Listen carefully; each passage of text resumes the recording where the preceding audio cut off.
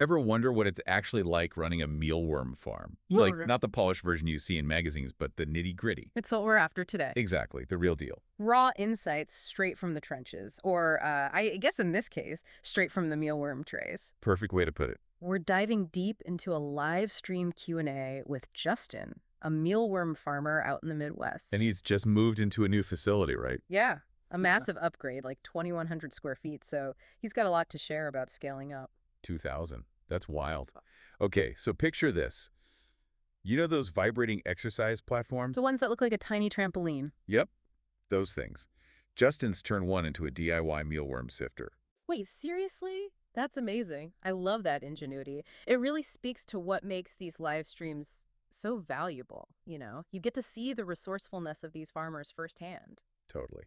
And to be honest, I think that need for DIY solutions says a lot about the state of insect farming equipment, especially in the US. Oh, absolutely. Affordable, accessible equipment is going to be make or break for this industry to really take off. Couldn't agree more. Didn't he mention wanting to design his own sifting machine? He did. He's teaming up with an engineer friend, aiming to create something specifically for mealworm farmers. And get this, he's planning to open source the designs. Wow, that's huge. Right. So other farmers won't be stuck relying on expensive imported machinery. That commitment to collaboration really struck me. Yeah, building that community and sharing knowledge. That seems to be a recurring theme with Justin, which is fantastic. For sure. But it's not all sunshine and shared blueprints, right? He gets very real about the financial hurdles, especially when it comes to something as basic as getting affordable feed. Oh, right. Yeah, like he told the story about being turned down by grocery stores when he tried to buy ugly produce. Wait, really? They wouldn't even sell it to him at a discount. You'd think they'd be all over that, reducing their food waste and all. Exactly. It's this weird disconnect. Insect farming could be part of the solution to the food waste problem, yet even getting access to those resources can be an uphill battle. It's like there are all these layers to this issue that you wouldn't expect. And speaking of challenges, remember how we were talking about the sheer amount of food a decent-sized mealworm farm goes through? It's crazy. There was another farmer on the live stream, Max, and he said he goes through 1,200 pounds of potatoes Mhm.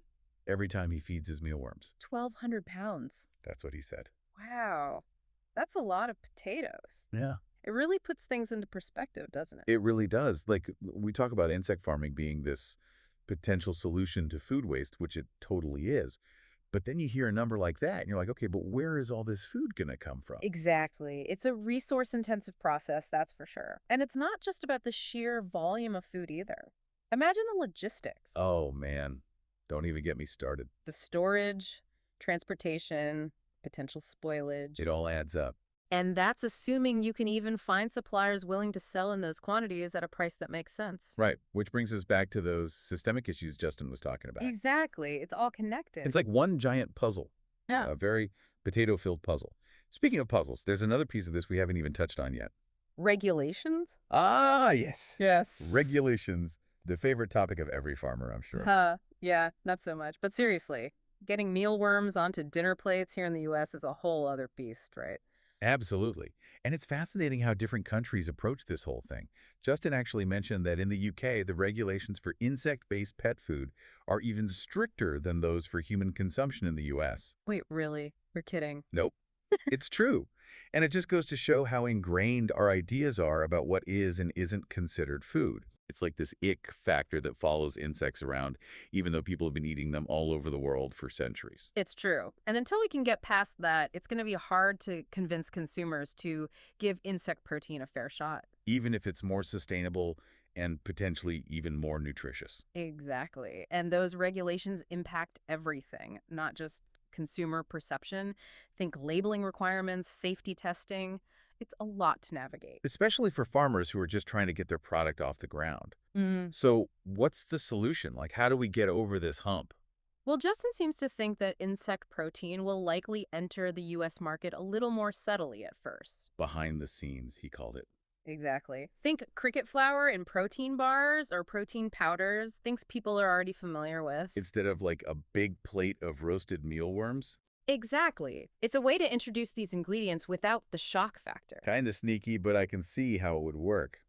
But it does make you wonder, shouldn't consumers know if they're eating insects, even if it's just cricket flour in a protein bar?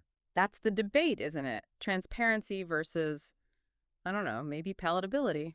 Like, are we going to scare people off from perfectly good and sustainable protein just because it's made with crickets? It's tough to say. Some people argue that knowing every single ingredient, especially ones that are perceived as unusual, might create unnecessary fear or disgust. I get that. But Mhm. still, transparency is important. Oh, absolutely. And others make a strong case for that, for giving consumers the power to make informed choices about what they're eating, which at the end of the day is something we should all have the right to do. It's true. It's about personal choice, but it's also bigger than that, right? Right. It's about the bigger picture of our food systems and how we can make them more sustainable and equitable for everyone. Exactly. Okay, but you know what I really appreciate about Justin? What's that? Even with all these challenges we've been talking about, he's still so optimistic about the future of insect farming. He is. It's infectious, isn't it? Totally. Like that passion for building a community and pushing the boundaries of what's possible, it's inspiring. It really is. Especially that thing he mentioned about collaborating with existing food Oh, producers. yeah. Like not just trying to create a whole new market from scratch, Hmm. but actually working within the existing system. Exactly. He sees a future where insect-derived ingredients are just a normal part of the food chain, like a behind-the-scenes revolution. I love that.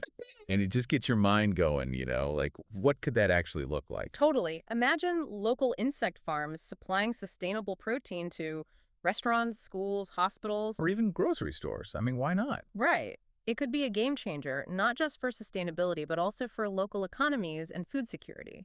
It's amazing to think about. This whole conversation has really opened my eyes to the potential here. Yeah. It makes me wonder, though, what other creative applications of insect farming are we overlooking? That's a great question, and it's one we should all be asking ourselves. Because if this deep dive has taught us anything, it's that the future of food is way more than just what's on our plates. That's about innovation, collaboration. And maybe even a little bug-powered optimism, Yeah, right? love it. On that note, I think we've reached the end of our deep dive into the world of mealworm farming. It's been quite a journey. It really has. We've gone from DIY sifters to global food systems and everything in between, all thanks to Justin and his live stream. And those are always the best kinds of deep dives, aren't they? The ones that take you to unexpected places. Absolutely. But now we want to hear from you. We've covered a lot of ground today, from the ingenuity of these farmers to the regulatory hurdles they face. But what really struck a chord with you? What has you most curious or even a bit skeptical? Let us know. That's all the time we have for today's deep dive. Until next time, keep exploring, keep questioning, and most importantly, keep learning.